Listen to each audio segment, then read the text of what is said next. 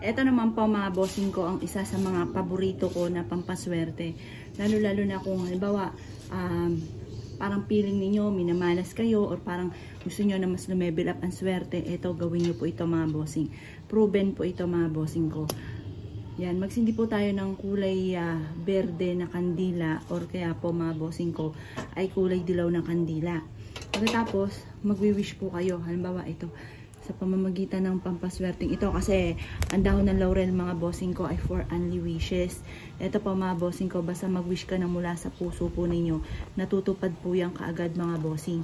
Tapos, kapag nagsindi kayo ng ganito, huwag nyo po mga bossing ko yung pinakaabo po niya na tatambuin. Hayaan nyo po siya na mapawid lang ng hangin. Kasi panawagan po yan mga bossing ko para matupad ka agad yung kung ano man po yung winish po ninyo sa dahon ng laurel. Yan, ganyan lang po yung ginagawa ko mga bossing. Yan, tapos maglaan ka na lang ng tweezer para hindi ka mapapasok. Tapos, yan, ang ginagawa ko, ganito na mga bossing, diretso na mga bossing ko sa dahon ng laurel. Ngayon, mag-wish po kayo dito sa pamamagitan ng pampaswerteng ito. Matutupad lahat ang aking kahilingan. Halimbawa, ang kahilingan po ninyo. Halimbawa, meron ka negosyo. Sa aking negosyo, magkakaroon lagi ako ng araw-araw na malaking benta. Or kaya, igagaling agad ako sa aking karamdaman. Ganun po, magkakaroon ako ng mahabang buhay. Tapos, mag-wish na kayo ng lahat ng gusto po ninyo. Halimbawa, meron kang inaantabayan na makapasa ka sa board exam, or kaya po yung anak po ninyo naghanap ng trabaho, mabilis matanggap yung anak po ninyo sa trabaho. Ganyan po gagawin po ninyo. Napansin ko pa mga bossing ko, mentras mas marami na dahon ng laurel, mas mabilis pong natutupad yung mga wishes kaysa doon sa isang dahon lang ng laurel. Pero kung kakaunti yung dahon ng laurel ninyo, pwede rin po yan mga bossing. Ito na nga po mga bossing ko. Kapag ikaw po ay nagpapausok nito, itodo-todo nyo na yung mga wishes ninyo mga bossing. Sabihin nyo po dito, magkakaroon ako araw-araw ng malaking benta. Yamat magiging matagumpay, siksik-liglig at umaapaw at maraming blessing ang darating. Magkakaroon ng mahabang buhay. Or kung halimbawa, ang aking anak ay makakapasa sa board exam. Kasi yun ang madalas na hinanaing ng mga bossing at saka yung mga wishes para sa kanilang anak. Tapos, gumaling sa mga karamdaman. Yan. Siyempre, mag-wish ka rin naman, itodo-todo nyo na. Sabi nyo po, magkakaroon ako ng 100 years na edad. At ang aking buong pamilya, ang aking anak, or kaya ang aking mister.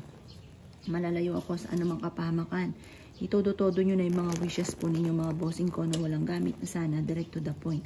Pag nag-wish ka ng ganito mga bossing ko, sabihin nyo na ang lahat ng gusto po ninyo. Mas maganda, mas marami. Para sa akin, mas mabilis na natutupad ko ano yung kahilingan ko. Kasi syempre, yung usok po niyan mga bossing ko ay nagtataboy ng kamalasan at mabilis na nagpapatupad sa mga kahilingan mga bossing. Obserbahan nyo po ito mga bossing. Proven po ito. Dahil dito lang din ako nagsimula mga bossing ko sa pampaswerte. Tapos yun, inaraw-araw ko na tuwing umaga mga bossing ko, gumagawa ko ng mga pampaswerte. Subok na po ito. Kaya kung mahilig ka sa mga pampaswerte, etong dahon ng laurel ay wag na wag ka magpapawala. Kasi isa ako sa magpapatotoo. Ate ko, na talagang napakaswerte mula nang dumating po ito at mula nang ginawa ko po ito mga bossing. Ang daming blessing na dumating na higit pa sa aking mga wini-wish. Kaya mag-wish na po kayo mga bossing ko na lahat ng gusto po ninyo. Kapag po kayo ay gumawa ng ganito, itodo-todo nyo na lahat ang kahilingan na walang gamit na sana, direct to the point. Yan. Magpausok pa po tayo sa paulit-ulitin natin yung ating mga kahilingan mga bossing ko. Ngayong araw na ito ay siksik-liglig at umapaw at maraming blessing ang darating. Ganun po ang inyo pong gagawin. Maglagay ka na sa isang ganito mga bossing ko ng tray. Tapos mag-wish ka na. Karap ka sa gawing silangan sa liwanag ng sinag ng araw mga bossing. Yan, ganyan lang po ang inyo pong gagawin. Makakatulong po yan para kagad nyo makamtan ko naman yung mga wini-wish po ninyo mga bossing. Yan, ganyan lang. Tapos, pag hindi nyo natapos, may gagawin po kayo. Bukas na lang. Itutuloy nyo po bukas. Ubusin nyo po ito kung marami kang dahon ng laurel. Tapos, ulitin nyo muli yung pag-wish mga bossing. Ganun lang naman po yan eh. Tapos, yung usok niya, hayaan nyo siya mga bossing ko na mga moy sa inyong tahanan. Kasi yan po ay nagtatawag ng swerte at nagtataboy ng kamalasan. Yan. Ganyan lang po mga bossing ang gagawin po ninyo. Ulit-ulitin nyo lang yung pag-wish. Tapos hayaan nyo siya mapawid ng hangin.